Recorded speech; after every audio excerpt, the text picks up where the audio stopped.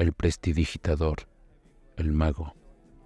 Esta carta se refiere a la letra Bet, que significa casa, y está atribuido al planeta Mercurio.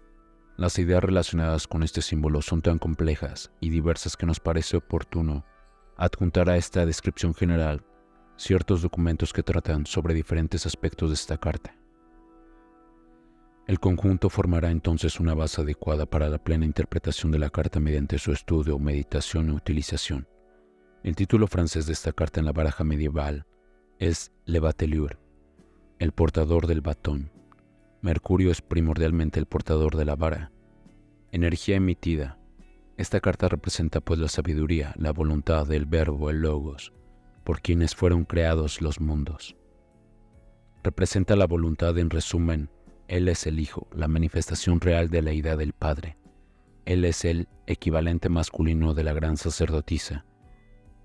Que no haya aquí malentendidos a cuenta de la doctrina fundamental del Sol y la Luna en cuanto a los segundos armónicos respecto al lingam y al yoni, pues como veremos en la cita de la Operación París, el mercurio creativo es de la naturaleza del Sol. Sin embargo, Mercurio es el sendero que lleva a Keter a Binah, el entendimiento, y como él es el mensajero de los dioses, representa precisamente a ese lingam, el verbo de creación cuya palabra es el silencio. Sin embargo, Mercurio representa la acción en todas sus formas y fases. Él es la base fluida de toda transmisión de actividad y según la teoría dinámica del universo, él mismo es su substancia.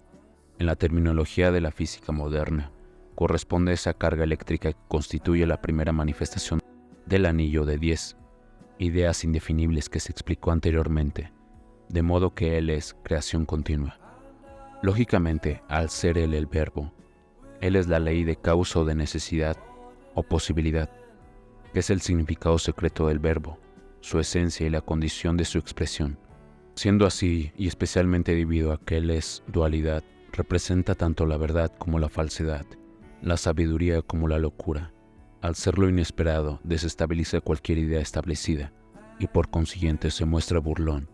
Al ser creativo no tiene escrúpulos, sino puede lograr sus fines mediante el juego limpio. Recurre al juego sucio. Las leyendas del joven Mercurio son, pues, leyendas de carácter astuto. No puede ser comprendido porque es la voluntad inconsciente. Su posición en el árbol de la vida revela al tercer Séfira, Binah, entendimiento, como Séfira uno formulado, menos aún el Séfira falso, Da'at, conocimiento. Por todo lo anteriormente dicho, deduciremos que esta carta es la segunda emanación de la corona.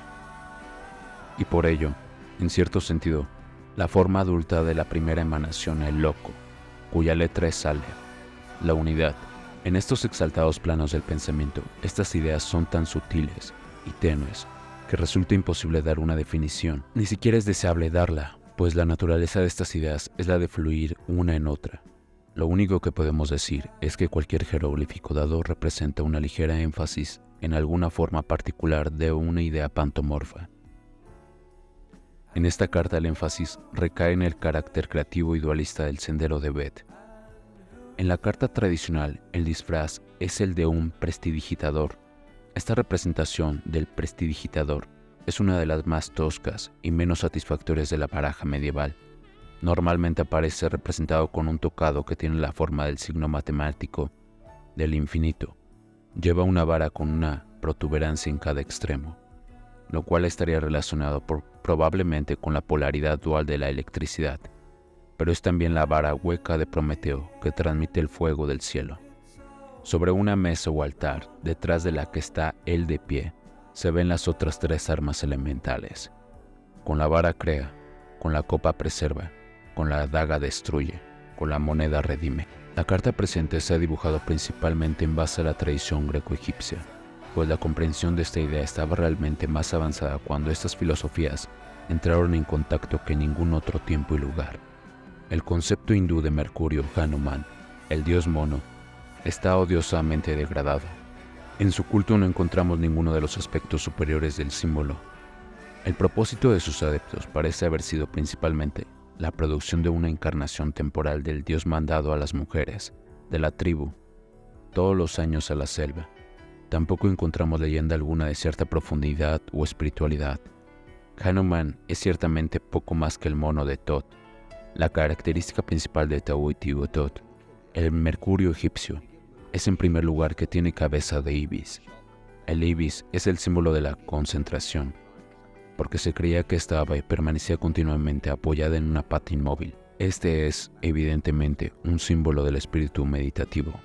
Puede que también haya tenido algo que ver con el misterio central del eón de Osiris, el secreto tan celosamente velado al profano, en el sentido de que la intervención del macho era necesaria para la producción de nuevos seres.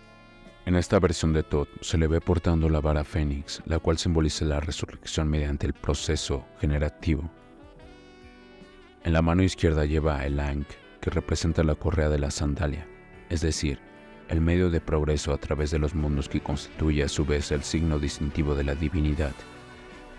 Pero por su forma este Ankh es realmente otra forma de la rosa y la cruz, y este hecho quizá no sea en absoluto tan occidental como los egiptólogos modernos, ensimismados en su pretendida refutación a la escuela fálica de la arqueología, nos harían creer. La otra forma de Thoth se le representa básicamente como la sabiduría y el verbo. En la mano derecha lleva el estilo y en la izquierda el papiro. Es el mensajero de los dioses.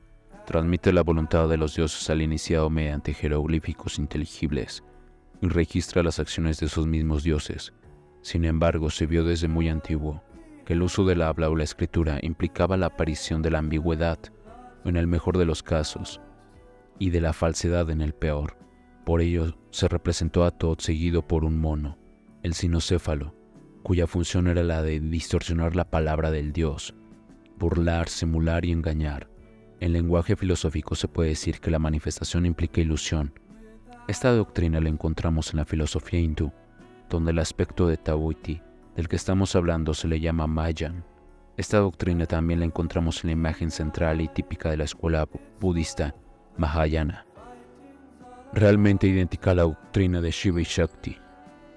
La presente carta pretende representar todos los conceptos ya dados, pero ninguna imagen verdadera es posible, pues en primer lugar, todas las imágenes son necesariamente falsas en cuanto que imágenes, y en segundo lugar, como el movimiento es perpetuo y su velocidad la límite, c. la velocidad de la luz, cualquier éstasis contradice la idea de la carta.